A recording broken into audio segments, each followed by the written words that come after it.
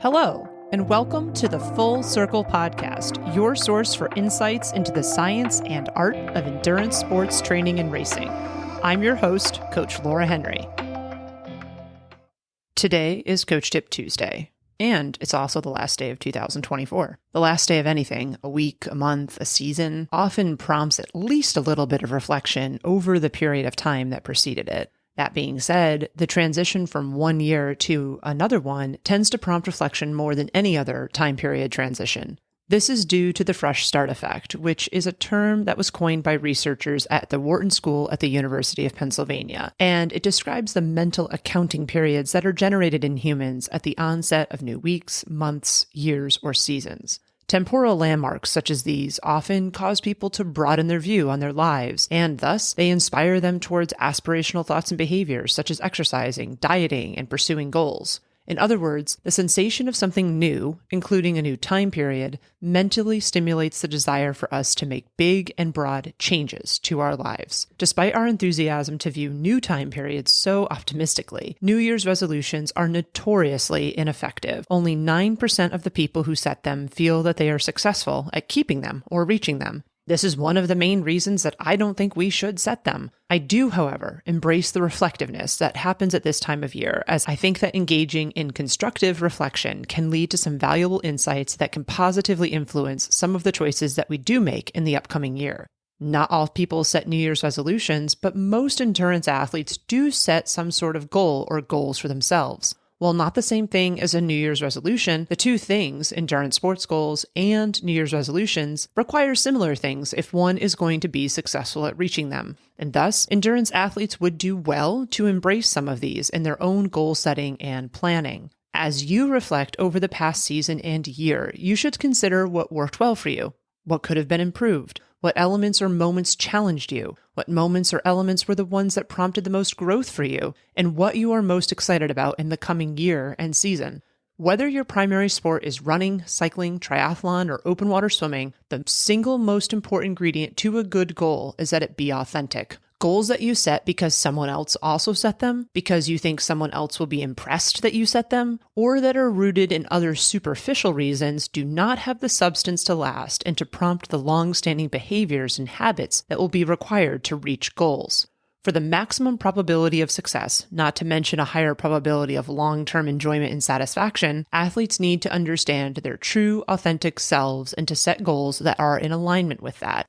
Second, while it's very okay to have reach goals that exceed your current capabilities and therefore that you have to work towards, particularly over a longer period of time, it's actually really important that goals be set pragmatically relative to where you currently are ability-wise. If a goal is too far away from where your current abilities lie, it can, and almost always does, create problems down the road. When an athlete's ability and their goal are too far apart from each other, it can lead to frustration and burnout. Even if your heart wants something very badly, your brain will be able to detect if your goal is too far away from where you currently are ability-wise. That will lead you to, consciously or unconsciously, engage in avoidance behaviors, including micro-quitting. You will be unintentionally shutting down your internal drive and your motivation before you start on the path to your goal. Instead, athletes are more successful when they set goals that are just beyond their current capabilities. Goals set in this realm feel attainable, albeit with a bit of work, and this helps contribute to athletes having a higher dose of motivation as they work towards them, which, in turn, leads to a higher success rate at reaching them.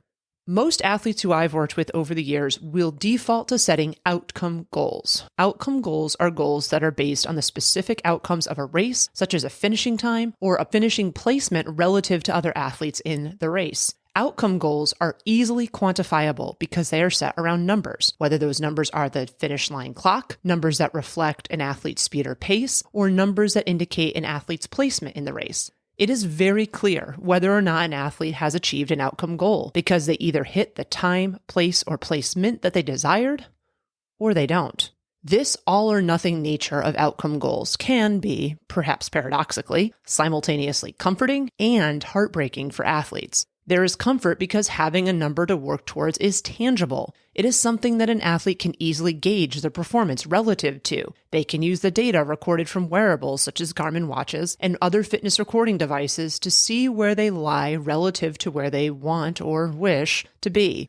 That being said, outcome goals can be heartbreaking for athletes because there's no middle ground. You are either meeting the standard that you set for yourself or you are not. Over the course of my career, while I've seen that some athletes do successfully achieve outcome goals, I've also observed that athletes are often not hitting the time standards that they set for themselves in training and racing. And this is often due to the fact that the numbers that they are aiming to hit are unrealistic given their current capabilities. It's almost like they pick these numbers out magically as if it's something that they really wish, they really want to do, but they're not setting it pragmatically. The fact that they are not hitting the time or number standards that they set for themselves can cause them to engage in unhelpful behaviors, such as denial. They deny that they're not as close to their goal time as they want to be, and to allow those numbers to dictate how they view and how they feel about themselves as athletes. So for example, if I'm not hitting a given pace, I'm not that good of an athlete. That's what they think. On the other hand, process goals are goals that are set around elements such as technique, skill, and mental fortitude. So, for example, to nail fueling and hydration, to ride bravely on hill descents, to increase climbing skills, to embrace all weather conditions and training, and more. Process goals are not easily quantifiable, which is the main reason that I'm sure that most athletes do not default to setting process goals. Process goals are more nebulous, and there are not clear metrics or markers to demonstrate to athletes that they are en route to being successful at reaching these types of goals.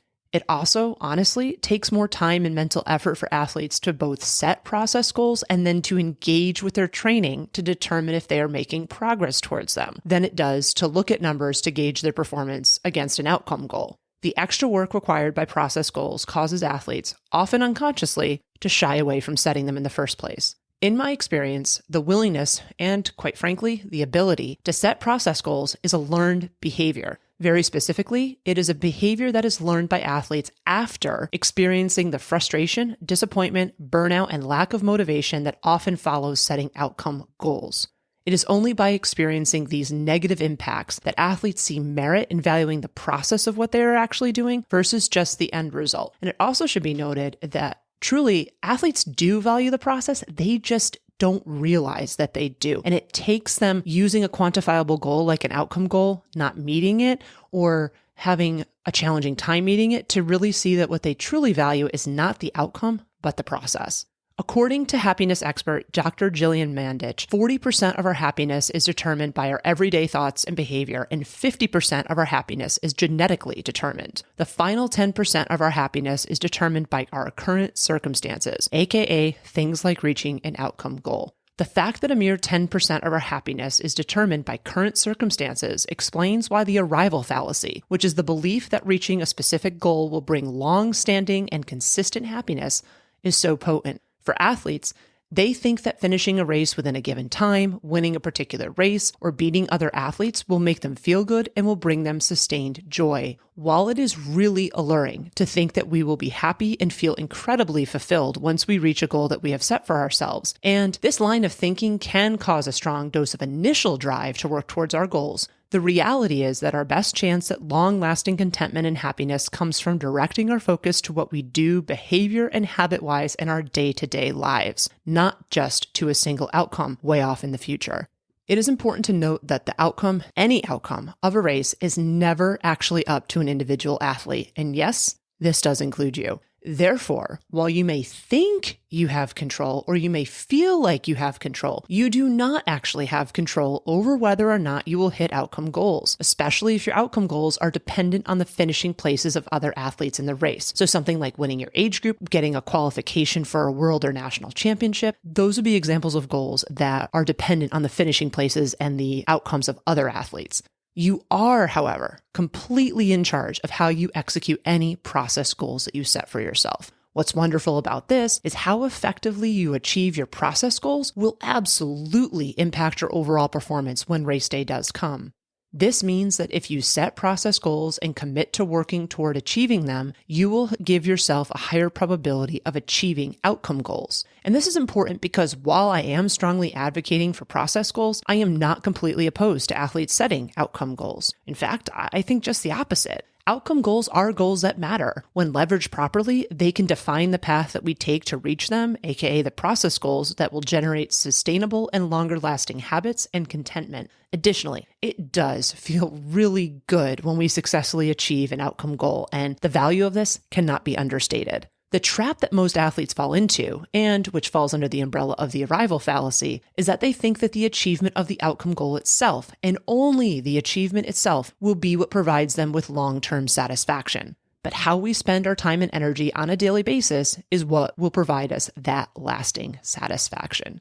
For that reason, I think that athletes should set outcome goals that are in alignment with their current capabilities and that their process goals are oriented toward. By doing this, setting a combination of process goals and pragmatic outcome goals, athletes will not only have a higher probability of successful goal achievement across the board, but they will find they derive more contentment, happiness, and joy from what they are doing on a more regular basis, which will increase their overall happiness and joy that they get from endurance sports and from their lives as a whole.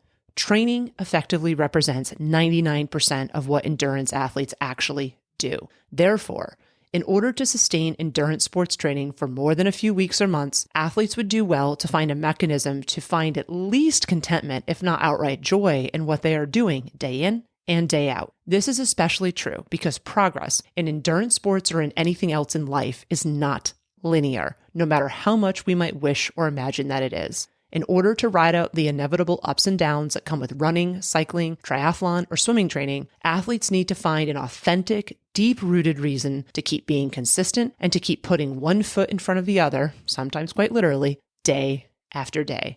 Everyone likes to talk about motivation, but I honestly think that motivation is extremely overrated. If I waited until I felt motivated to do a workout, to actually do one, I would have probably completed about 30 runs, 10 bike rides, and 2 strength sessions, instead of the 109 runs, 48 bike rides, and 92 strength sessions that I did in 2024. Instead of waiting around for motivation to strike me like a lightning bolt, I needed to find something to look forward to in the process itself of these activities. And I needed to find something deep within me that I felt that was worth striving for and worth spending my most valuable asset, my time, on.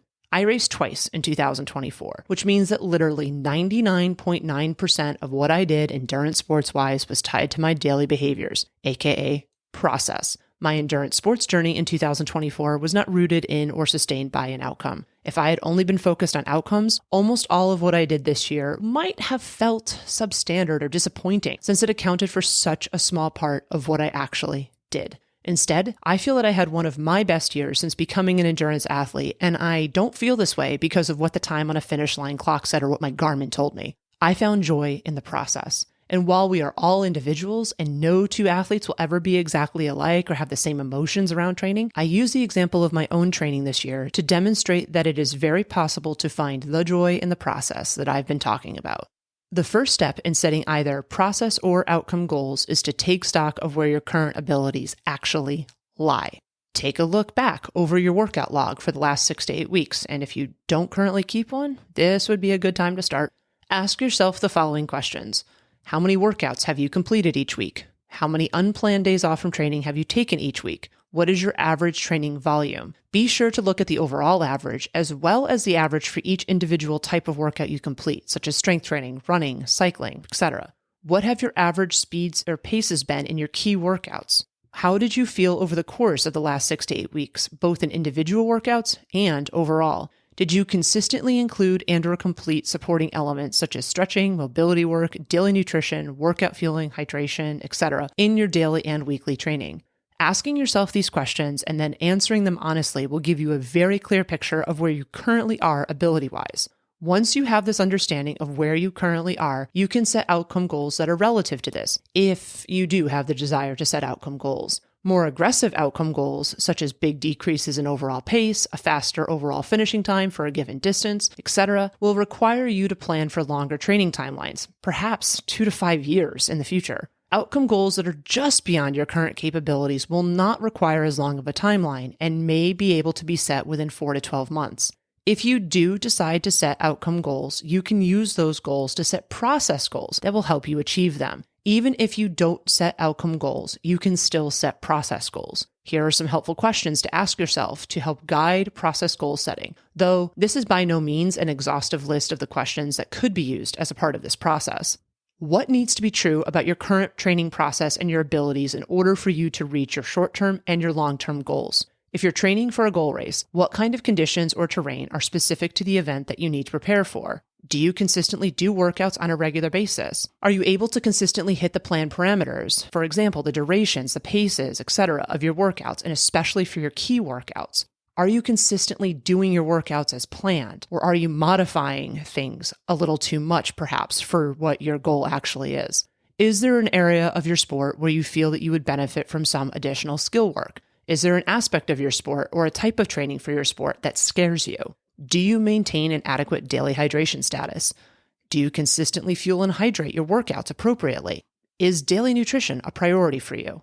Is there a weather condition that you shy away from doing workouts in? How is your sleep quality? Asking questions like this can help shed light on some areas that you may benefit from setting process goals in. If there is an area that you have been ignoring, shying away from, or being inconsistent with, that is often one of the best places to start when it comes to planning process goals. As you contemplate your goals for 2025, be sure to really do some thinking about what you're seeking in your endurance sports journey in the coming year. Don't make the all too common mistake of setting a quote-unquote easy and/or superficial goal that only takes you a minute or two to state and/or set. Do the hard work and spend time actually thinking and reflecting on this past year, learning from what you did and you didn't do this year, and set goals for the coming year that are in alignment both with what you really want and what is truly pragmatic for you in your current life situation. If this means you do end up setting outcome and/or time-based goals, then that's fine, just as long as they are truly tied to your authentic self and they are aligned with what you are actually willing and able to do to achieve them.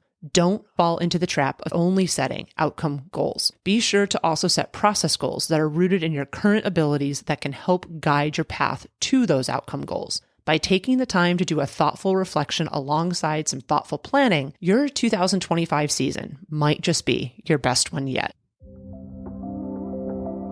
That was another episode of the Full Circle Podcast. Subscribe to the Full Circle Podcast wherever you listen to your favorite podcasts. If you like what you listen to, please be sure to leave us a rating and review, as this goes a long way in helping us reach others.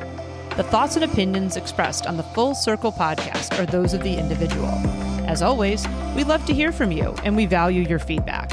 Please send us an email at podcast@fullcircleendurance.com or visit us at fullcircleendurance.com/podcast. To find training plans, see what other coaching services we offer, or to join our community, please visit fullcircleendurance.com. I'm Coach Laura Henry. Thanks for listening.